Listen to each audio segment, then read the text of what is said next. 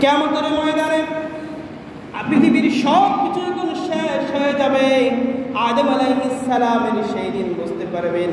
একটু আগে আমরা পিছনের দিকে যাই, যখন পৃথিবীর সূচনা আলোকে রোগ সভা হয়েছিল, পৃথিবীর জমিন আজকে যখন কোনো নেতা নির্বাচন হয়, জনসভা হয়। কি সভা? জনসভা। কিন্তু সেদিন জনসভা নয়, রোগ সভা হয়েছে। রোগ সভা যখন হলো, আদম আলাইহিস সালামকে উপস্থিত করা হলো। আদম আলাইহিস সালামকে সেই দিন জানিয়ে দিলেন, ইয়া আদম উমরুকা আলফা সানা, ও আদম তোমার বয়স হলো 1000 বছর। আদম আলাইহিস সালাম যখন এভাবে করে সামনে একজন ফুটফুটে মানুষকে দেখতে পেলেন, জিজ্ঞেস করলেন মান হাজা, মান হুয়া। সেই দিন জিজ্ঞেস করলেন উনিকে, উত্তর দেওয়া হলো হাজা ইবনু দাউদ, এ হলো তোমার সন্তান দাউদ। শুধু তাই নয়, সে যখন দুনিয়ার জমিনে যাবে, সে পয়গম্বর হিসেবে যাবে। আপনার সন্তান কি পয়গম্বর হবে, নবী হবে। বাবা যখন সন্তানের সুনাম শুনে, বাবার ভালো লাগে না খারাপ লাগে? কথা বলছে না, ভালো লাগে না খারাপ লাগে?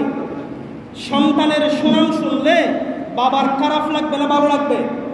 ভালো লাগবে।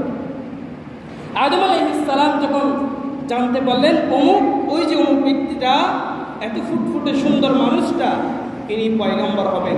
কপালে লেখা হলো বয়স 40 বছর। আল্লাহর কাছে জিজ্ঞেস করলেন, ইয়া বারি তাআলা, আমার সন্তান দাউদ সে পয়গম্বর হবে বলছেন, তার বয়স কেন 40 বছর? আমাকে দিলেন আলফা সানা, 1000 বছর, ওনাকে কেন 40 দিলেন? আল্লাহ তাআলা বলেন, আমি তার তাকদীর ফয়সালা লিখে ফেলেছি, এটা চেঞ্জ করার কোনো সুযোগ নেই। আদম আলাইহিস সালাম বললেন, আচ্ছা ঠিক আছে, আমি যদি আমার হায়াত থেকে কিছু দিয়ে দিই তাহলে কি দেওয়া যাবে? আল্লাহ তাআলা বলছেন গ্রহণ করা হলো। 60 বছর দিয়ে দেওয়া হলো। 40-এর সাথে 60 যোগ করলে কত হয়? কথা বলছেন কত হয়? 100 বছর। তাহলে দাউদ আলাইহিস সালামের বয়স হলো কত বছর? 100 বছর। অন্যদিকে আদম আলাইহিস সালামের বয়স কমে গেল, 60 বছর যখন দিয়ে দিলেন, হায়াত কয় বছর হলো? 940 বছর। মৃত্যুর যখন 940 বছর হয়ে গেল, মালাকুল মউত উপস্থিত। মালাকুল মউত উপস্থিত হয়ে বললেন, আপনার সময় শেষ, হায়াতের বাজার শেষ হয়ে গেল 940 বছর। আদম আলাইহিস সালাম বললেন, না, আমাকে আল্লাহ তাআলা সেই দিন বলেছেন আলফা সালাম, 1000 বছর, আমার এখনো 940 বছর হয়েছে, আরো 60 বছর বাকি, ঠিক কিনা? মালাকুল মউত রবের দরবারে ফিরে গেলেন, এবার এই আপনি কার কাছে পাঠালেন? উনি নাকি আরো 60 বছর বাঁচবেন। এখন ওনার বয়স 940, উনি নাকি আরো 60 বছর বাঁচতে চাচ্ছেন। আল্লাহ তাআলা বলছেন, আমার বান্দা তো 60 বছর যে তার সন্তান দাউদকে দিয়ে গিয়েছে সেটা ভুলে গেছে। নাসিয়া আদম ফানাসিয়া বানুনা। সেদিন আদম আলাইহিস সালাম দুনিয়ার মহব্বতে পড়েছেন, দুনিয়া তার 40 বছর দেখতে যাচ্ছেন, 60 বছর থাকতে যাচ্ছেন। আল্লাহ তাআলা বলছেন, আমার আদম তো ভুলে গেছে। নাসিয়া আদম, আদম ভুলে গেছেন, তার সন্তানরা ফানাসিয়া বানুনা। পৃথিবীর জমিনে মানুষেরও এই জন্য মাঝে মাঝে ভুলে যায়। আল্লাহ তাআলা বলছেন, আমার বান্দা আদমের সাথে আমার কোনো চুক্তি হয় না, স্বাক্ষর হয় নাই, লিখিত হয় নাই, তিনি যা চাচ্ছেন তার 1000 বছর হায়াত তাকে বাড়িয়ে দাও। এখান থেকে একটা শিক্ষা হলো, যদি আমরা কারো কাছে কোনো লেনদেন হিসাব নিকাশ করি, আমাকে কি করতে হবে? একটা চুক্তি লিখতে হবে। এটা একটা মাসালা বিশ্বনবী সাল্লাল্লাহু আলাইহি ওয়াসাল্লাম হাদিসের ভিতরে এভাবে উল্লেখ করেছেন। ছোট্ট বিষয় হোক, সেটা একটা সাদা কাগজে হোক, একটা চুক্তি করো, একটা স্বাক্ষর করো, একটা লিখিত করো, এটাই হলো ইসলামের সুন্নাহ। কিন্তু বোঝাতে যাচ্ছে এরকম, পৃথিবীর জমিনে যদি কেউ বেঁচে থাকতে পারত, বেঁচে থাকতেন কে? আদম আলাইহিস সালাম। 1000 বছর যখন পূর্ণ হলো, আর কি থাকতে পেরেছে? আর কি থাকতে পেরেছে? নির্দিষ্ট সময়ে তার মৃত্যুর ঘণ্টা যখন বেজে যাবে, পৃথিবীর জমিনে শক্তি, সামর্থ্য, ক্ষমতা, অর্থর, বাহাদুরি কিছুই থাকবে না। কিসের তোমার আজকে এত বাহাদুরি? মানুষকে তুমি আজকে হত্যা করো, নির্যাতন করো, নিষ্পেষণ করো, জুলুম করো, তোমার এত অর্থ, শক্তি, ক্ষমতাগুলো কোথায় থাকবে? যখন তোমার নির্দিষ্ট সময় হয়ে যাবে, পৃথিবীর সব কিছু ছেড়ে তোমাকে চলে যেতে হবে। কোরআনুল কারীমে এটাও বলছেন, 4 নম্বর সূরা সূরাতুন নিসা-এর 78 নম্বর আয়াত, আল্লাহ তাআলা বলছেন, আইনামা তাকুনু ইউদরিকুমুল মাউত ওয়ালাউ কুনতুম ফি বুরুজিম মুশাইয়াদা। মুশাইয়াদা মানে হলো সীসা ডালা প্রাচীরের ন্যায়। একটি বিশাল যদি তুমি দামি যদি তুমি বিল্ডিং তৈরি করো, অট্টালিকা তৈরি করো, সীসা ডালা প্রাচীর দিয়েও যদি তোমার ঘরটা তৈরি করো, গাছের গ্লাস দিয়ে তৈরি করো, যত তোমার শক্তি সামর্থ্য আছে, মনে করো তুমি তোমার শক্তিটাকে কালেই করেছিলা, কিন্তু যখন মৃত্যু যখন তোমার ফয়সালা হয়ে যাবে, তোমার সীসা ডালা ঘরের ভিতরে তোমাকে আটকায় রাখতে পারবে না, সিসিইউ আইসিইউ কোনো কিছু তোমাকে রাখতে পারবে না। তোমাকে আল্লাহর দরবারে কুল্লু নাফসিন যায়িকাতুল মাউত, মৃত্যুর এই শরাব তোমাকে পান করতেই হবে। বাঁচতে পারবে কেউ? কেন আজকে আমরা ইবাদত থেকে দূরে সরে যাই? আমাদের মূল লক্ষ্য উদ্দেশ্যটা কেন আমরা আজকে ভুলে গিয়েছি? আমাদের মূল উদ্দেশ্য হলো ওমা খালাকতুল জিন্না ওয়াল ইনসা ইল্লা লিয়াবুদুন। মুমিনের প্রতিটি ক্ষণ, প্রতিটি মুহূর্ত একমাত্র রবের ইবাদতে, রবের স্মরণে, রবের জিকিরে চলতে হবে। কিন্তু আজকে আমরা কেন ভুলে গেলাম? আমাদের লক্ষ্যটা কেন ভুলে গেলাম? অথচ আল্লাহ তাআলা বলছেন, যতই তোমার শক্তি সামর্থ্য, টাকা পয়সা, ধন সম্পদ, বিজ্ঞান প্রযুক্তি, ডাক্তার মাস্টার ইঞ্জিনিয়ার থাকুক না কেন, তোমাকে 1 সেকেন্ড আগে এবং 1 সেকেন্ড পরেও কেউ তোমাকে ব্যবস্থা করতে পারবে রাখার জন্য। পৃথিবী তুমি যদি চাও এই পৃথিবীর জমিন থেকে চলে যাবে, আল্লাহর যদি ফয়সালা না হয়, পৃথিবীর সবাই চেষ্টা করেও তোমাকে দুনিয়ার জমিন থেকে সরাতে পারবে না। আর যদি তুমি চাও এই দুনিয়া আমার ভালো লাগছে না, সবাই চাই তোমাকে রাখতে, কিন্তু তুমি যদি চলে যেতে চাও, আল্লাহর সিদ্ধান্ত না হলে আগে বাগেও যাওয়ার কোনো সুযোগ নাই। ফয়সালা একমাত্র কার? কথা বলেন, ফয়সালা কার? मौत की फैसला आसमान में होती है, जमीन में नहीं है। जमीने मृत्युर फैसला है ना। आज के एत भय हांगामा दामला এত কিছু হয়, শুধু শেষ করে দিবে, এই করে দিবে, সেই করে দিবে, কিছুই পারবে না, কারণ ফয়সালা কার? আল্লাহ। এজন্য আল্লাহ পাক বলছেন, ফাইদা জাআ আজালুহুম লা ইস্তাখিরুনা সাআতাও ওয়া লা ইস্তাকদিমুন। মৃত্যুর ফয়সালা এটা একমাত্র আল্লাহই নির্ধারণ করেন। 1 সেকেন্ড আগেও হবে না, 1 সেকেন্ড পরেও হবে না। যখন আল্লাহ নির্ধারণ করে রেখেছেন তোমার মৌত, তখনই মৃত্যু হয়ে যাবে। মৃত্যুর ফয়সালা করে দেন কে? আল্লাহ। আসুন পৃথিবীর জমিনে, এজন্য আজকে যখন আমরা ইবাদত করতে যাই, আমাদের সব দিকে চ্যালেঞ্জের মোকাবেলা গ্রহণ করতে হবে। হযরত সুলাইমান আলাইহিস সালাম 13 বছর বয়সে সিংহাসনে বসেছিলেন।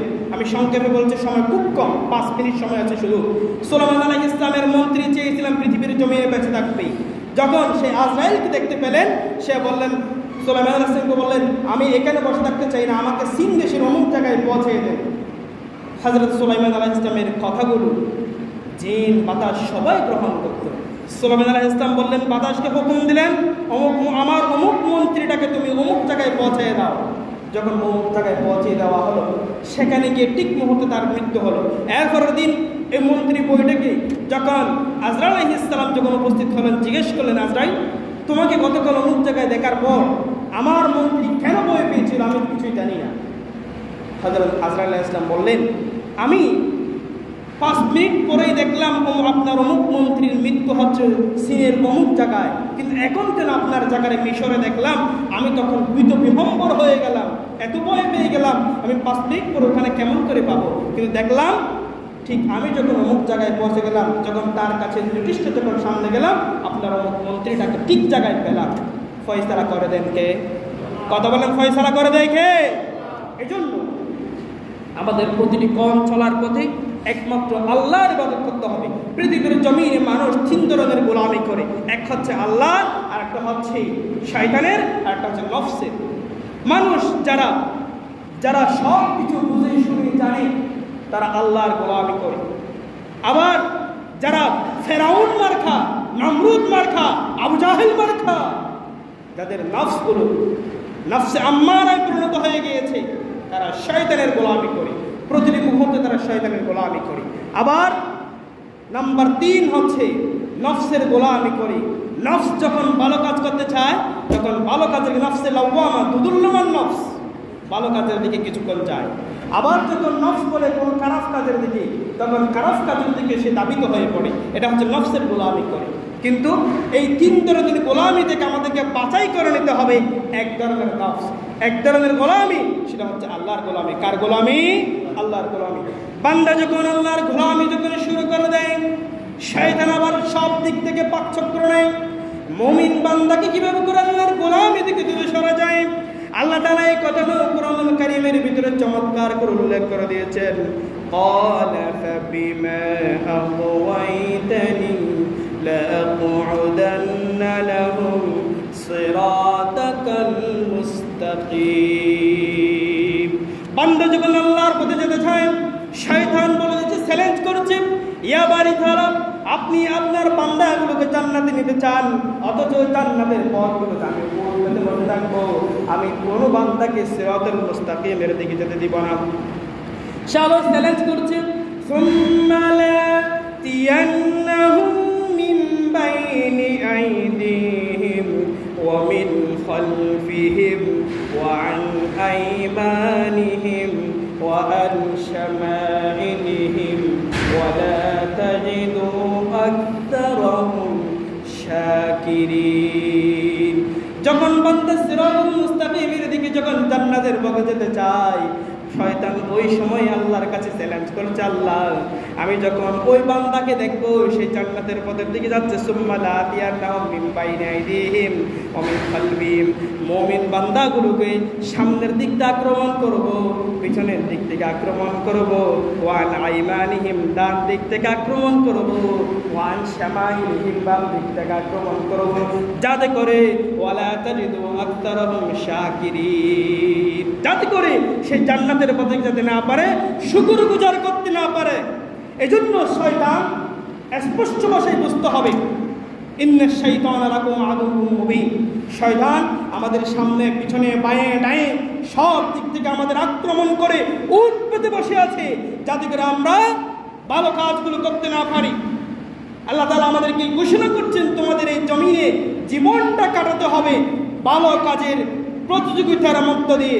বান্দা যখন ভালো কাজের দিকে যেতে চায়, শয়তান কখনো নিজের বেশে কখনো মানুষের বেশে সব দিক থেকে আক্রমণ করবে, সে যাতে করে বান্দা আল্লাহর পথে যেতে না পারে। এজন্য প্রিয় ভাইয়ের আমার, সবচেয়ে শুরু থেকে শেষ পর্যন্ত একটাই কথা, সেটা হচ্ছে ওয়া খালাকাতুল জিন্না ওয়াল ইনসা ইল্লা লিয়াবুদুন।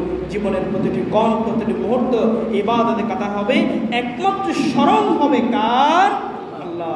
অনেক কথা আছে, ইনশাআল্লাহ সামনে যদি কখনো সুযোগ হয়, সময় হয়, অন্য সময় কথাগুলো বলবো। যেই কথাগুলো বলেছে কোরআন এবং সুন্নাহ থেকে, আল্লাহ তাআলা আমাদের প্রত্যেককে আমল করার তৌফিক দান